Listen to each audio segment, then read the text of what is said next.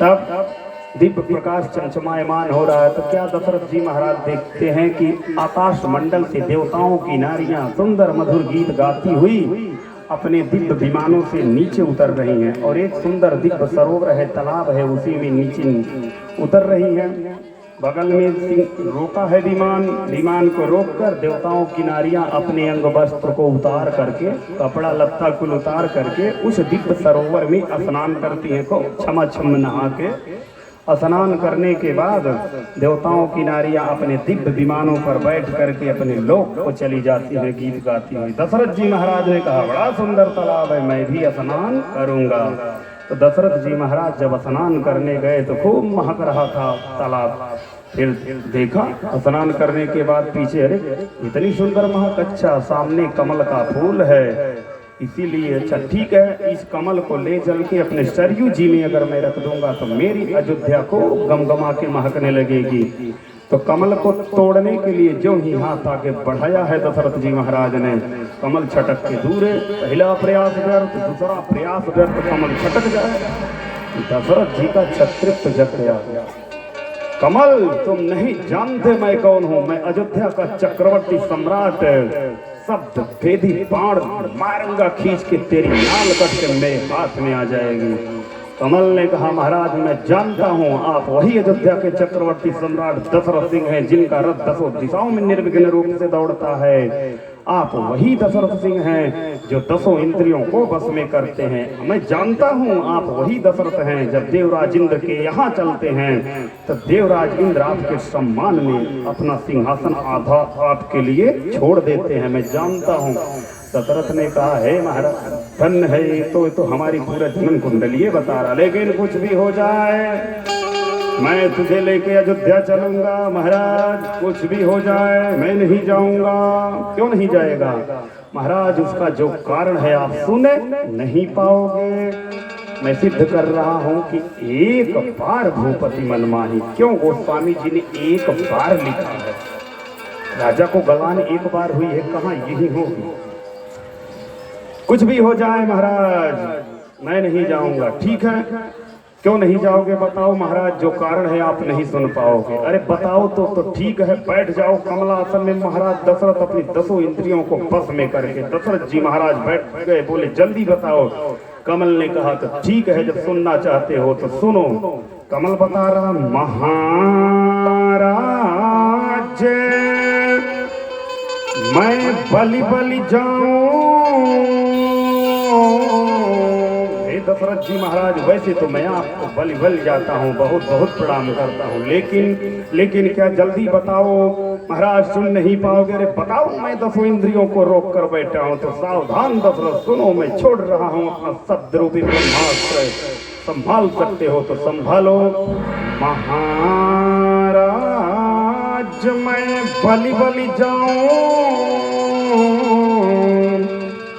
पर निर्बंसी के हाथ नयाओ।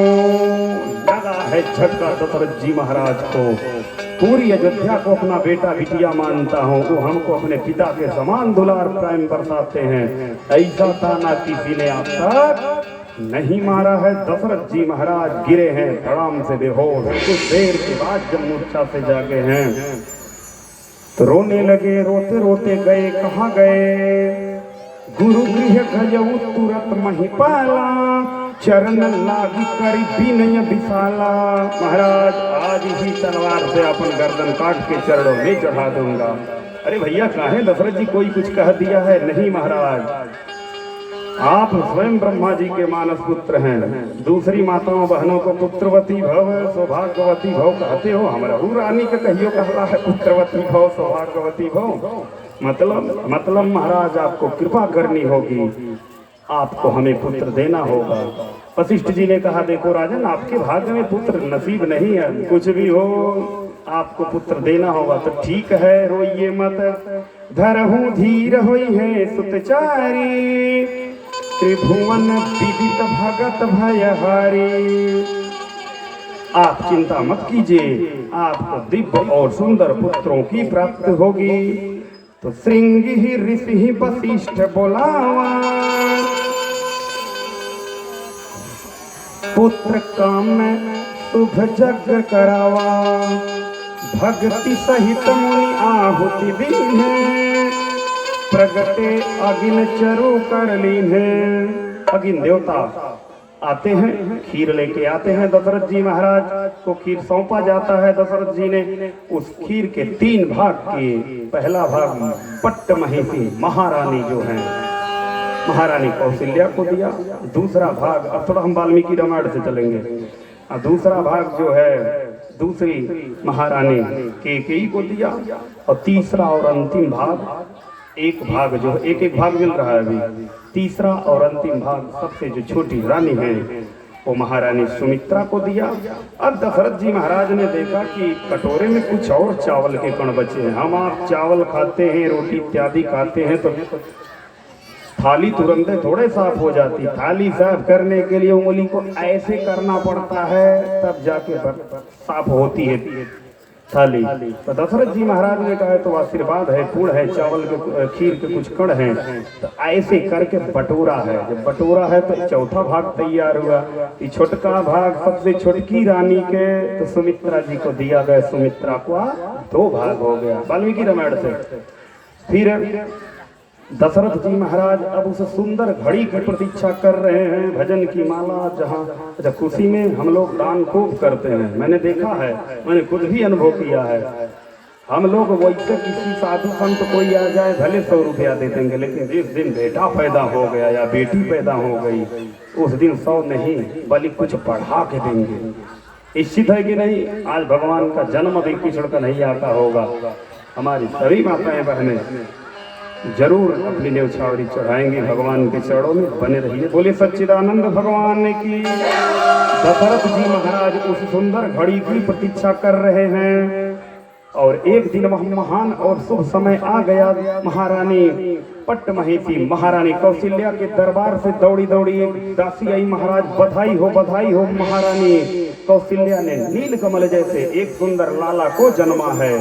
दशरथ जी महाराज अपनी मणियों की माला को निकाल कर लुटाने लगे दासियों पर। तब तक कैकेयी के भवन से भी एक दासी आई। बधाई हो महाराज, बधाई हो महारानी कैकेयी ने भी एक सुंदर लाला का जन्म दिया है। दशरथ जी महाराज मणियों को, मोतियों की मालाओं को निकाल कर लुटाने लगे। तब तक सुमित्रा के कच्छ से एक नहीं 2 दासी आई हैं। महाराज बधाई हो महारानी सुमित्रा ने एक नहीं 2 दासियों को दिया है जन्म। दशरथ जी महाराज 4 पुत्रों के जन्म का आनंद जब लेते हैं, सुनते हैं तो खुशी से झूमने उठते हैं। दशरथ जी महाराज को सुमंत ने बताया, महाराज कहाँ आप एक पुत्र लग जाइए। महाराज कहाँ आप एक पुत्र के लिए तरसते थे, कहाँ आपके 4 पुत्र हैं महाराज। दशरथ जी महाराज, अरे दशरथ पुत्र जन्म सुनी काना,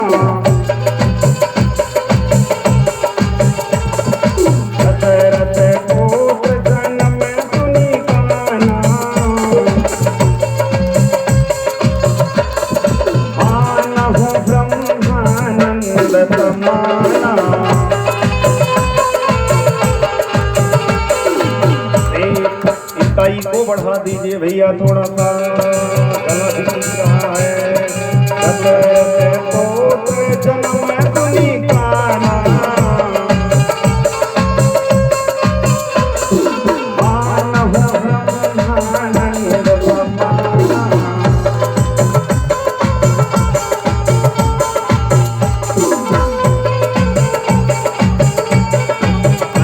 रम प्रेम मन पुलक शरीरा,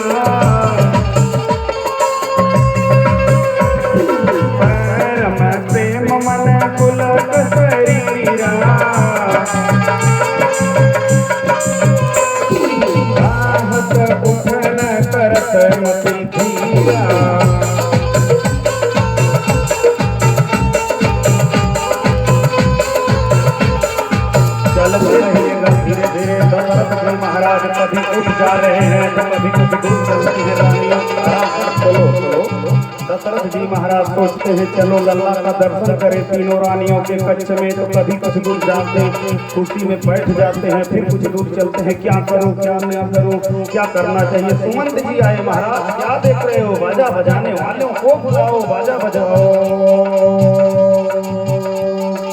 परमानंद पूरी मन राजा,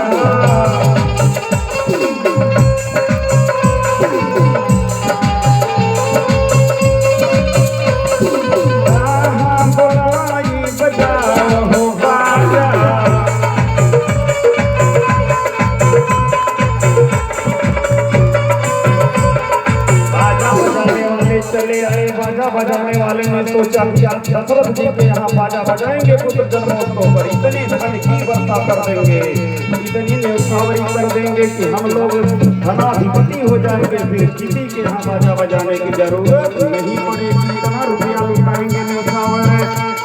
बाजा बजाने वाले दौड़े दौड़े आए, क्या देखते हैं दशरथ जी महाराज पुत्र जन्मोत्सव के आनंद में मणियों की मालाओं को तोड़ तोड़ कर लुटा रहे हैं, और जो है उनका पीताम्बर गिरा जा रहा है, शुद्ध बुद्ध हो के कौन नाच रहे हैं। बाजा बजाने वालों ने कहा महाराज इतना आनंदित इतना प्रसन्न चित्त आज तक मैंने किसी को नहीं देखा था। दशरथ जी बताने लगे, जा करे नाम सुनते तुम होई,